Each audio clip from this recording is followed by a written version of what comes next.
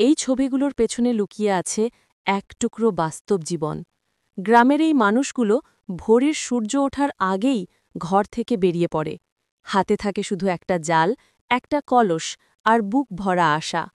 তাদের শহুরে চাকরি নেই, বড় ব্যবসা নেই। তারা দিন গুনে জালের ফাঁদে কতটুকু মাছ উঠবে, আর সেই মাছের টাকায় আজ রাতের চুলায় ভাত উঠবে কিনা। কখনো দিন ভালো যায়, জালে মাছ ওঠে, মুখে হাসি ফোটে। আবার কখনো সারা দিনের পরিশ্রমেও জাল ফাঁকা ফেরে। তবুও তারা হারে না, কারণ এটাই তাদের জীবনের লড়াই। এই নদী, এই জাল, এই ঘাম সবই তাদের রুজির পথ। আর এর মাঝেই লুকিয়ে আছে গ্রামের সরল মানুষদের প্রকৃত সৌন্দর্য। তারা শুধু মাছ ধরে না, তারা ধরে রাখে আশা, সংগ্রাম আর টিকে থাকার গল্প, যেখানে প্রতিদিনের সূর্যোদয় মানে একটা নতুন যুদ্ধ, একটা নতুন আশা।